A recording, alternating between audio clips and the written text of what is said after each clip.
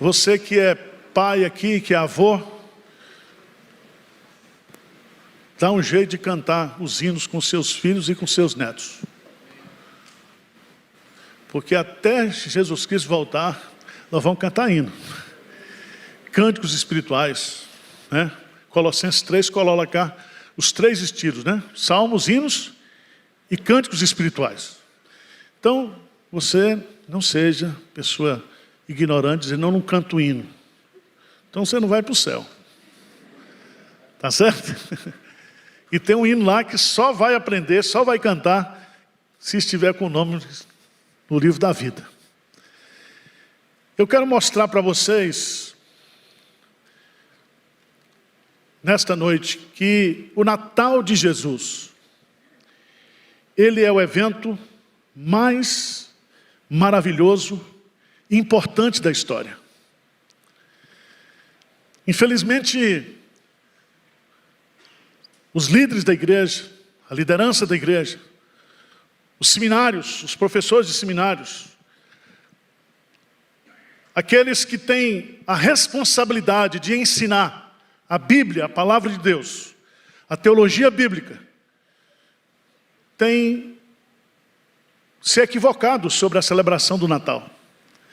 Muitas igrejas estão fechadas hoje porque o pastor disse que não sabe se Jesus nasceu mesmo no dia 25 de dezembro. A gente sabe que Jesus Cristo, ele ressurgiu no primeiro dia da semana. Foi ou não foi? No primeiro dia da semana. E todo domingo a gente celebra a ressurreição de Cristo. Mas, irmãos, o Dr. Billy Graham diz que o fato mais extraordinário, mais maravilhoso da história não é o fato do homem ter pisado na lua, mas do Criador do universo pisar na terra e vir ao nosso encontro. Amém? Então, eu queria ler com você Lucas capítulo 1, versículo 26 a 38. E eu quero chamar sua preciosa atenção para esse tema. Natal de Jesus, o nascimento de Jesus é o evento mais maravilhoso da história. E que as escamas dos seus olhos possam cair, que você possa ter uma visão do ensino bíblico, da simplicidade das Escrituras, da profundidade das Escrituras. Nós não podemos desprezar aquilo que Deus valoriza. Diz o texto de Lucas capítulo 1, versículo 24. Passados esses dias, versículo 26. No 6º mês, foi o anjo Gabriel, enviado da parte de Deus para uma cidade da Galiléia chamada Nazaré. A uma virgem desposada com certo homem da casa de Davi, cujo nome era José. A virgem chamava-se Maria. E entrando o anjo onde ela estava, disse: alegra-te, muito favorecida, o Senhor é contigo. Ela, porém, ao ouvir esta palavra, perturbou-se muito e pôs-se a pensar no que significaria esta saudação. Mas o anjo lhe disse: Maria, não temas, porque achastes graça diante de Deus. Eis que conceberás e darás à luz um filho, a quem chamarás pelo nome de Jesus. Este será grande e será chamado Filho do Altíssimo. Deus, o Senhor, lhe dará o trono de Davi, seu pai. Ele reinará para sempre sobre a casa de Jacó, e o seu reinado não terá fim. Então disse Maria ao anjo: como será isso, pois não tenho relação com homem algum? Respondeu-lhe o anjo: descerá sobre ti o Espírito Santo, e o poder do Altíssimo te envolverá com a sua sombra. Por isso também o ente santo que há de nascer será chamado Filho de Deus. Isabel, a parenta, igualmente concebeu um filho na sua velhice, sendo esse já o 6º mês para aquela que dizia ser estéril. Porque para Deus não haverá impossíveis em todas as suas promessas. Então disse Maria: aqui está a serva do Senhor, que se cumpra em mim conforme a tua palavra. E o anjo se ausentou dela. Amém. Meus prezados irmãos, Lucas é o evangelho, ou a versão do evangelho que foi escrita para nós, os gentios. Se Mateus escreveu para os judeus, se João escreveu para todos, se Marcos escreveu para os romanos, Lucas escreveu para os gentios. E eu queria que você fosse no prefácio do Evangelho segundo Lucas, e ele vai colocar aí no capítulo 1, a partir do versículo 1, que esse Evangelho, ele é resultado de uma pesquisa histórica, de uma pesquisa bíblica, de uma pesquisa teológica. E Lucas, como médico, como homem de ciência, ele não era um historiador, mas ele tem como propósito apresentar o conteúdo desse evangelho para a conversão de uma pessoa chamada Teófilo. E veja o que ele diz. Visto, capítulo 1, versículo 1. Visto que muitos ouvem, que empreenderam a narração coordenada dos fatos que entre nós se realizaram. Presta atenção, o que ele vai relatar aqui são fatos. Fatos que entre nós se realizaram. Então preste atenção, o nascimento de Jesus não é uma ficção, não é uma peça científica, não é uma novela, não é um romance, é um fato histórico.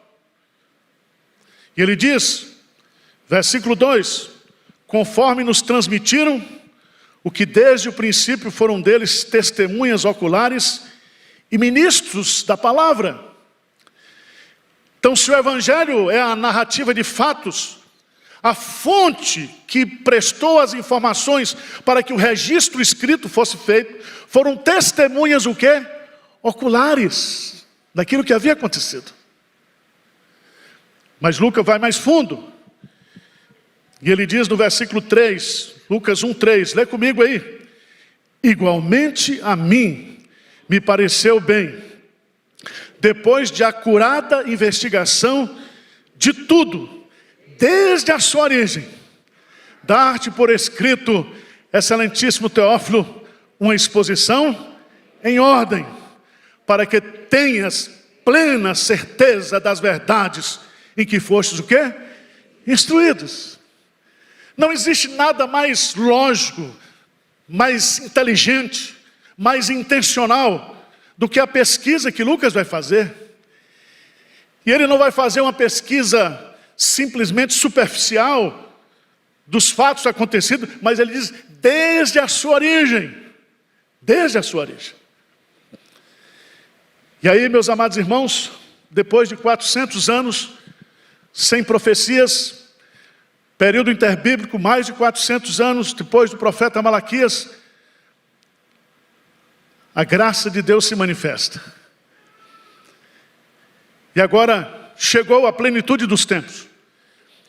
Chegou o momento que a encarnação e o nascimento de nosso Senhor Jesus Cristo seria concretizado, seria realizado. E para que se cumprisse as Escrituras, Lucas então vai fazer essa narrativa. E eu queria que o Espírito Santo nesta noite convencesse você, explicasse para você a importância dessa doutrina magistral, dessa doutrina maravilhosa, que é a doutrina da encarnação de Cristo. Em primeiro lugar, a origem do Natal. Quem foi que inventou o Natal? De onde procede o Natal, o nascimento de Jesus Cristo? Veja, versículo 26 do capítulo 1. Lê comigo aí, por favor. O que diz aí? No 6º mês foi o anjo Gabriel enviado da parte de Deus para uma cidade da Galileia chamada Nazaré. Aqui nós temos os 5 Ws que qualquer jornalista responde ao fazer uma reportagem. Veja que o anjo Gabriel foi enviado da parte de quem? De Deus. Então, de onde procede o Natal? Qual é a origem do Natal? É Deus.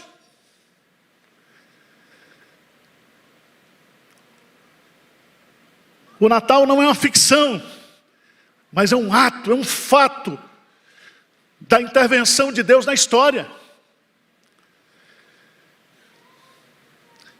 Volta um pouquinho lá para Gênesis, por favor. Gênesis capítulo 3. Gênesis capítulo 3, versículo 15. Diz assim a palavra de Deus. Gênesis 3,15, a primeira vez que o Evangelho é pregado nas Escrituras. Os comentaristas chamam isso aqui do proto-evangelho. No ato imediato da queda do homem, Deus revela-nos o pacto da graça, o pacto da redenção. E veja no texto, Gênesis 3,15, o que é que diz? Porém, inimizade entre ti e a mulher, entre a tua descendência e o seu descendente.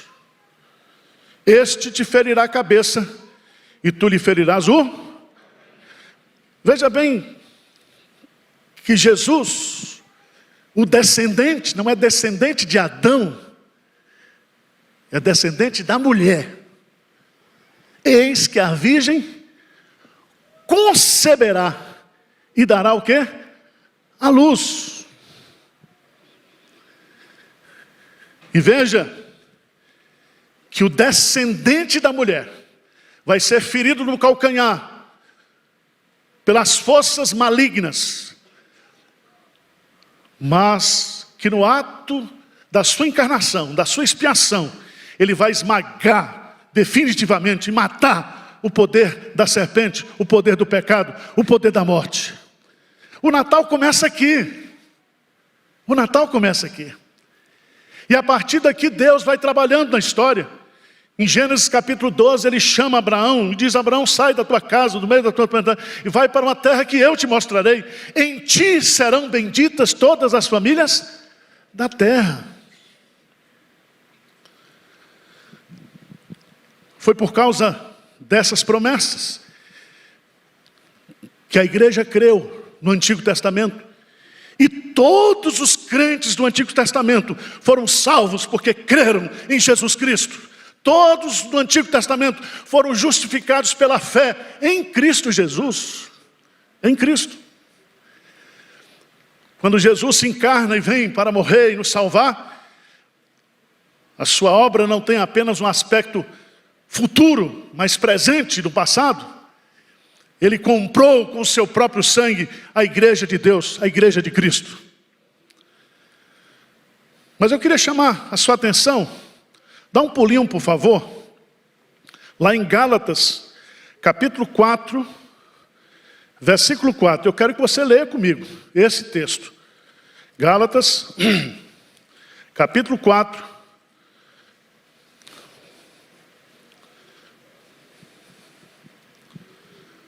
Versículo 4, o que é que diz aí? Diz assim: vindo, porém, a plenitude do tempo, Deus enviou o seu Filho, nascido de mulher, nascido sob a lei. Não diz nascido de homem e mulher, nascido de mulher. E o que é que significa a plenitude do tempo? Pleroma no grego significa no tempo exato, no kairos de Deus, no tempo de Deus. Ele envia. Assim como ele enviou o anjo para falar com Maria, para falar com José, ele envia o seu filho. Isso faz parte do projeto de Deus, do plano de Deus. Mas eu queria chamar a sua atenção para alguns detalhes do texto de Lucas, por favor. Vamos voltar para Lucas. No sexto mês. Sexto mês de quê? Sexto mês da gravidez de Isabel. Por isso que a gente comemora o São João quando? Em junho. A gente come pamonha, dança forró, em junho. 6 meses depois dá quando? Dezembro, 24 de junho, 25. 6 meses da gravidez de Isabel. Veja que coisa mais linda. Diz assim: foi o anjo Gabriel, enviado da parte de Deus. Para onde? Tem um endereço aí. Para uma cidade da Galileia chamada Nazaré. E ali eles iriam falar com quem? Diz o texto: a uma virgem desposada com certo homem da casa de Davi, cujo nome era José. A virgem chamava-se Maria. 2 detalhes importantes aqui. Primeiro, Maria, ela era virgem. Ela não tinha tido relações sexuais, ela era casta. Ela estava desposada para se casar com José. E é tão interessante esse detalhe, porque Lucas vai dizer que José, ele era um certo homem da casa de Davi. Por isso, quando houve o recenseamento, eles tiveram que sair de Nazaré e ir para Belém, porque Belém era a cidade de Davi. E ali Jesus nasceu. E o detalhe que eu chamo a sua preciosa atenção, porque Lucas, como ele é o evangelista dos gentios, ele é o evangelista dos rejeitados pela sociedade, ele é o evangelista das mulheres. Mas se você for ver, dá um pulinho lá em Mateus, capítulo 1, por favor. Mateus, como judeu, escrevendo para judeus, ele não está preocupado com Maria, mas ele está preocupado com José. E veja no texto de Mateus, capítulo 1, versículo 18, ora o nascimento de Jesus Cristo foi assim, estando Maria, sua mãe, desposada com José, sem o quê? Que tivesse 0 bala Maria era, tá? 0 bala. Depois ela coabitou, depois ela teve filhos e mais filhos com José. Mas Jesus é o primogênito. E veja no texto os detalhes que o Espírito Santo coloca. Que ela achou-se grávida de quem? Pelo Espírito Santo. Mas José, seu esposo, sendo justo, não querendo difamar, resolveu deixá-lo o quê? Secretamente. Aí o que Deus faz? Enquanto ele ponderava nessas coisas, eis que lhe apareceu em sonho um anjo do Senhor dizendo: José, filho de Davi, não temas receber Maria, tua mulher, porque o que nela foi gerado é do Espírito Santo. E aí eu queria que você fosse lá, verso 24 e 25 do capítulo 1 de Mateus, diz assim: despertado José do sono, fez como o que lhe ordenara o anjo do Senhor, e recebeu sua mulher. Veja o detalhe, versículo 25: contudo, não a conheceu, enquanto ela não deu à luz um filho, a quem pôs o nome de Jesus. Então preste atenção. Tudo isso aqui foi planejado por quem? Por Deus. Quem é que estava executando o Natal? Deus. Herodes tentou acabar com o primeiro Natal.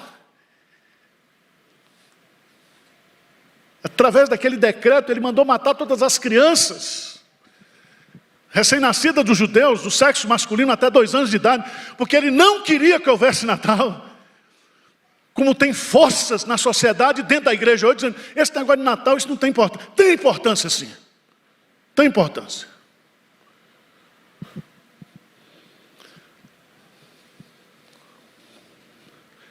Um detalhe que eu acho fantástico aqui no texto: no versículo 28, entrando o anjo onde ele estava, disse: alegra-te muito, o quê?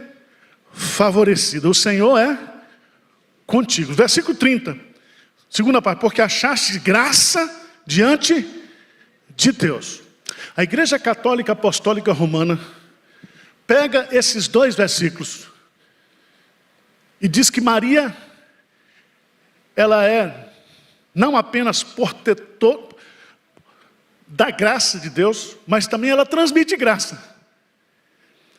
E criou-se um dogma da Virgem Maria.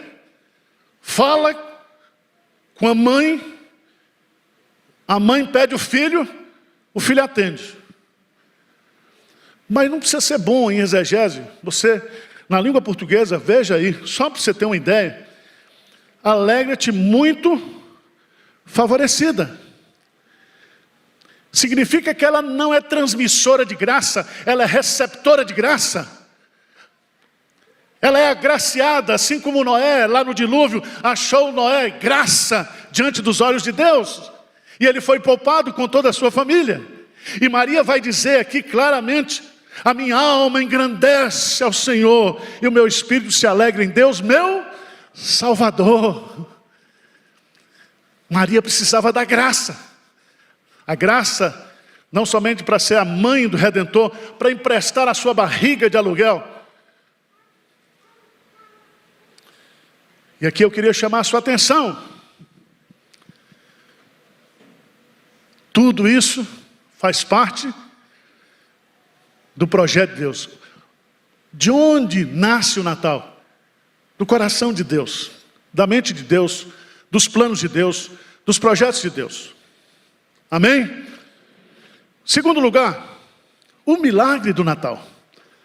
A origem do Natal, o milagre do Natal. E qual é o milagre do Natal? É muito simples. Maria acho que não fez. Ela devia ter uns 18 para 19 anos. Não sei se tinha terminado o 2º grau. Estudado biologia, um pouco de... né? Mas se ela ia casar, ela sabia das coisas também. E qual é a pergunta que ela faz para o anjo? Qual é a pergunta? Qual é a dúvida dela?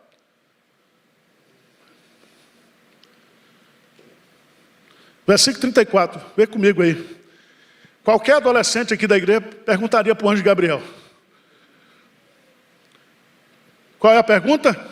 Então disse Maria ao anjo: como será isso? Pois não tenho relação com homem algum. E aqui você tem que entender que Jesus, ele é descendente de quem? Da mulher. Ele não é descendente de José. Sabe por quê? E eu fico impactado, irmãos, quando eu vejo esse versículo no 31, que diz assim: eis que conceberás e darás à luz um filho. O que significa conceber? É justamente quando o espermatozoide fecunda o óvulo.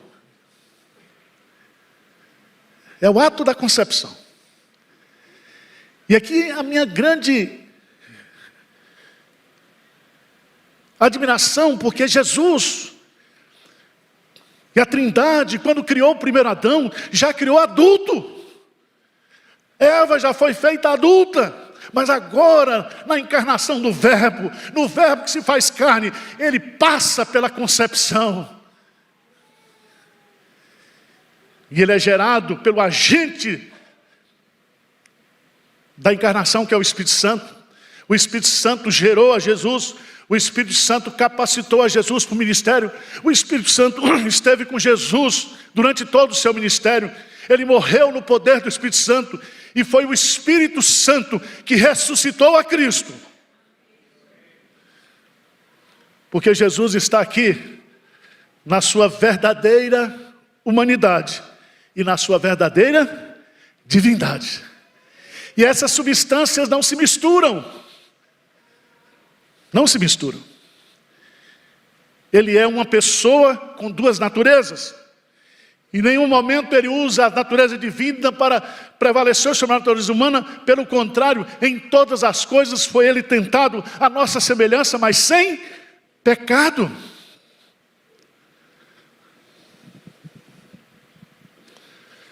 Mas sabe qual é a resposta que o anjo Gabriel dá? Veja no versículo 36, ele diz assim, olha, se para nós, no nosso departamento celestial, Isabel, que já estava velhinha, passada, ela foi engravidada. Versículo 37, o que é que diz? Porque para Deus não haverá o quê? Impossíveis em todas as suas promessas. Lembra de Gênesis 3,15. As promessas que vêm, as profecias, os detalhes, para que na plenitude dos tempos, o verbo se tornasse carne e habitasse entre nós. Mas eu quero terminar. Essa é a melhor parte, né? A origem do Natal é Deus.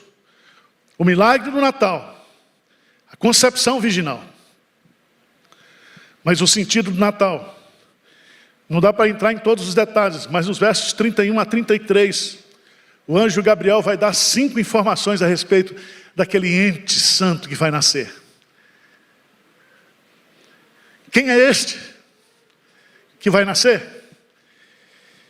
E ele vai usar, veja aí, no texto, versículo 31, eis que conceberás e dará à luz um filho, a quem chamarás pelo nome de Jesus.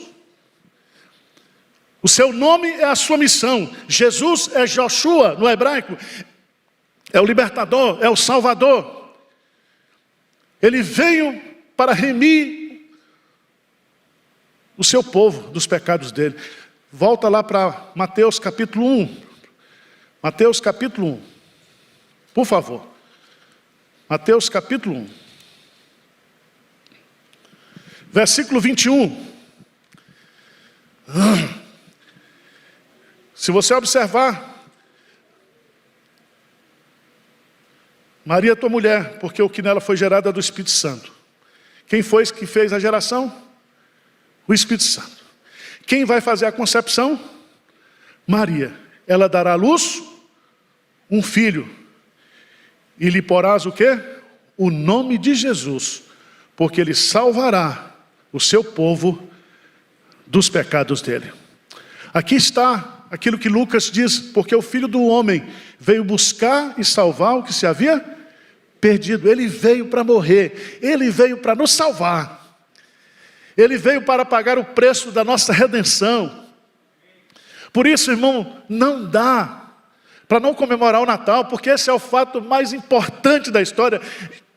Jesus Cristo veio, e Ele veio para nos salvar. Fiel é a palavra, digna de toda aceitação, que Cristo Jesus veio ao mundo para salvar os pecadores, dos quais eu sou o principal.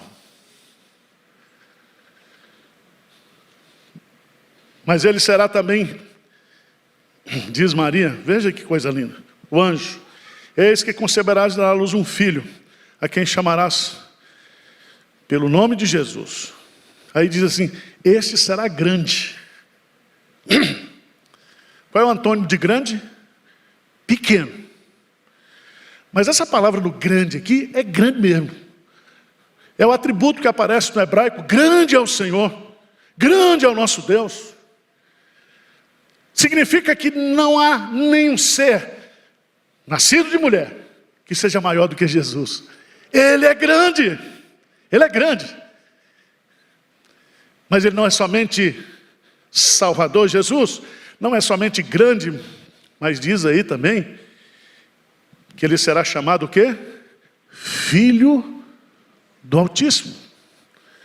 Yahvé Elion. Altíssimo significa que Deus está acima de tudo. Ele é filho de Deus, Ele é filho do Altíssimo.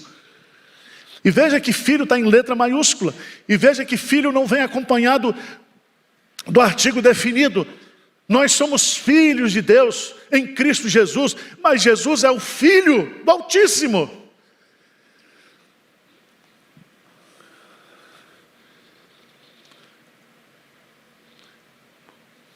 Mas veja, em quarto lugar, formação do anjo Gabriel. Formação do anjo Gabriel. Seu nome será Jesus, ele será grande, e será chamado Filho do Altíssimo.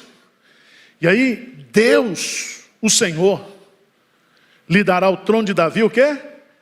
Seu pai. Ele veio para ser rei. Ele veio para ser rei. Ele é o Rei dos reis, o Senhor dos senhores. Por isso que quando Mateus vai contar a história, os magos vieram do Oriente. Porque a grande comissão de Mateus 28, fazer discípulos de todas as nações. Jesus Cristo veio para implantar o seu reino. Jesus Cristo veio para cumprir o pacto davídico. Por isso que José é da tribo de Davi. Por isso que é Deus, Salmo 110, Deus está fazendo de Jesus o rei. O rei. Mas em quinto lugar, diz que o seu reino não terá fim. Você já pensou nisso?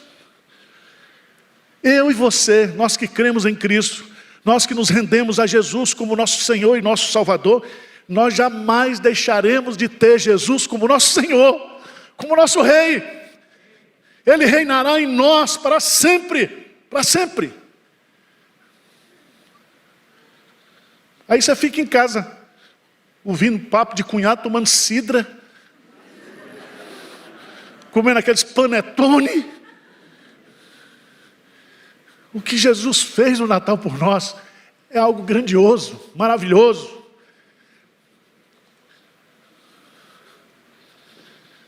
Ele reinará para sempre.